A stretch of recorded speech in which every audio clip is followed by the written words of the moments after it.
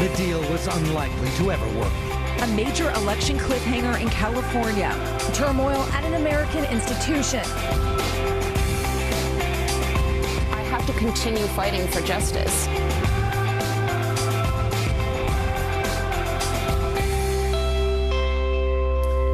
Good morning and welcome to Sunday Today on this June 7th. I'm Willie Geist. Millions of you from the plains to the Northeast are cleaning up this morning after a round of severe weather rolled through on Saturday, knocking out power, toppling trees, and generally wreaking havoc. We'll have the very latest forecasts. Then new details this morning on the war in Iran, with the U.S. shooting down Iranian drones on Saturday, and President Trump speaking exclusively to Kristen Welker about the path to an end of the conflict. Or the latest in a live report and talk to Kristen about her new interview. Then our Sunday Focus gets you ready for the World Cup, now just days away. The star players, the favorite teams, and the chances of an underdog run for the American side on home soil.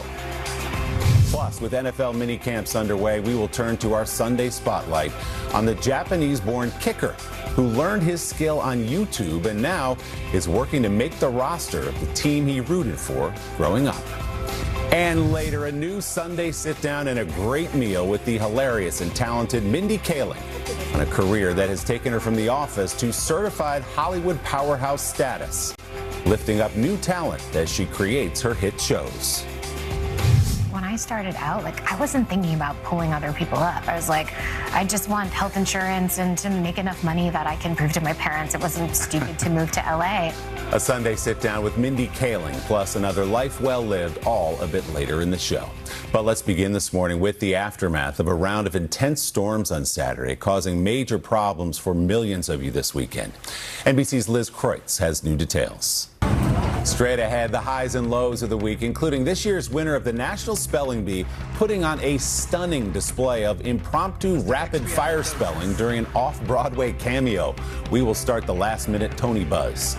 And the young ring bearer who was asleep at the wheel, literally, when his big moment came on wedding day. We will ask him to please step out of the car. But up next, our Sunday Focus on World Cup 2026 as the best teams from around the globe come to North America to compete for the most coveted prize in sports. We'll size up the field, including Team USA playing in front of the home fans. It's all coming up on Sunday Today.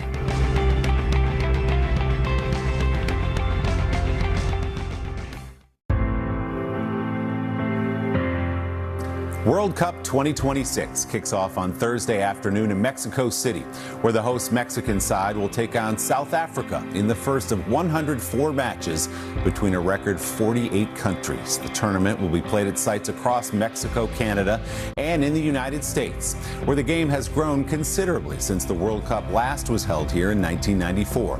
So is the U.S. team ready to make a run on its home turf? And who are the stars to watch? NBC's Aaron Gilchrist has our Sunday Focus.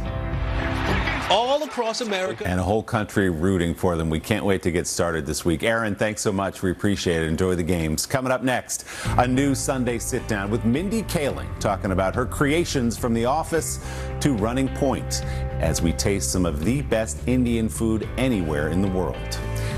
And then a life well lived, the man whose research changed the way we see people with disabilities and gave birth to the Special Olympics. And as we head to break, a scene from yesterday's 82nd anniversary of D-Day in Normandy, France. More than 24 American veterans made the trip to remember their friends who died on the beaches on June 6, 1944.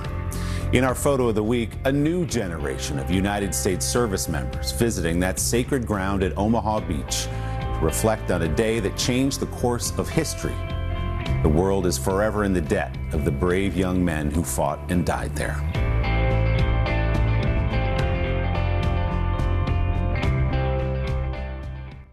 Well, I manage my department, and I've been doing that for several years now. And God, I've learned a lot of life lessons along the way. Your department's just you, right? Yes, Jim, but I am not easy to manage. Great. That is Mindy Kaling as Dunder Mifflin customer service representative Kelly Kapoor on The Office. Before she became Kelly on screen, Mindy was a groundbreaking young writer, dreaming up some of the most famous episodes of that iconic show and earning an executive producer title during her 8 seasons there. On the heels of The Office, Kaling created and starred in The Mindy Project, playing a doctor based loosely on her late mother. Now a busy mother of 3 herself, Kaling has starred in movies like A Wrinkle in Time, Ocean's 8, and Inside Out, all while making a name as one of the most prolific and sought-after producers in Hollywood. Mindy and I got together the other day for a Sunday sit-down after she used her considerable pull to get us a seat at one of the best restaurants in New York. Ahead on Sunday today, our highs and lows of the week, including the mayor of New York City signing an executive order about the Knicks, appealing directly to the youth vote. Actually, they're too young to vote, but we'll explain. And up next, with NFL camps open this week, we put our Sunday spotlight on the Japanese-born rookie trying to kick his way onto the roster of his favorite team. We are back in just 30 seconds.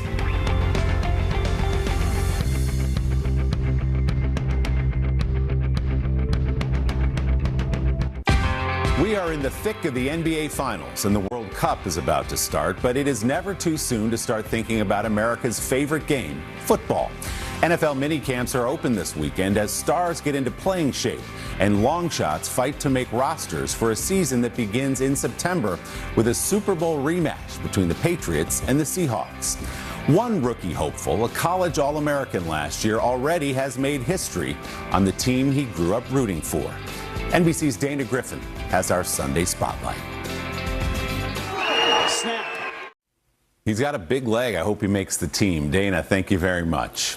This week we highlight another life well lived. In 2 weeks, 3,000 athletes will gather in Minneapolis-St. Paul to compete in the Special Olympics USA Games.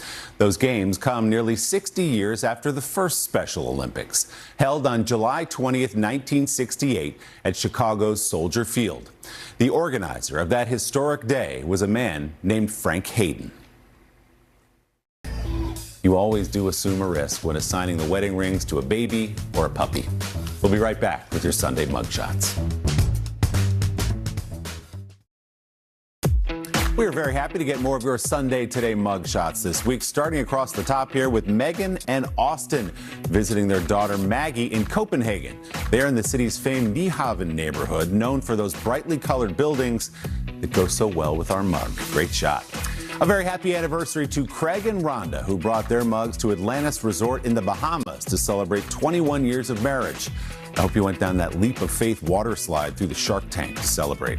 How about Matt and Susan celebrating their 47th anniversary with a trip to Glacier Bay, Alaska? Wow, is that a stunning view. Congratulations, guys. This is Lisa and her son Andy in front of the Trevi Fountain in Rome. They took the trip to Italy to celebrate Andy's graduation from the Ohio State University. I learned all of this when I ran into them in an Italian airport and they gave me this photo.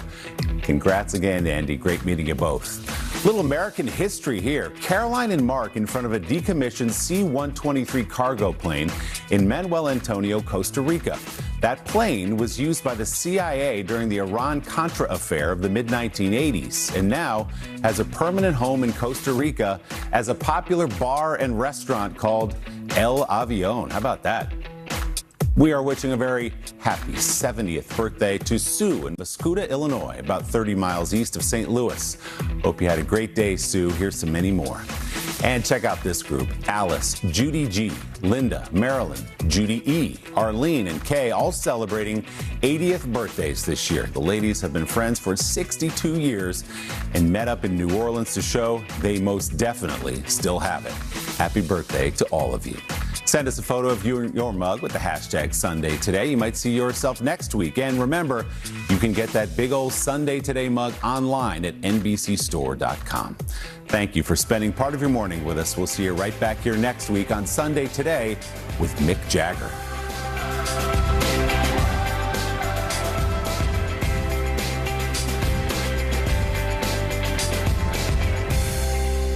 This morning, Kristen Welker sits down for a wide-ranging interview with President Trump.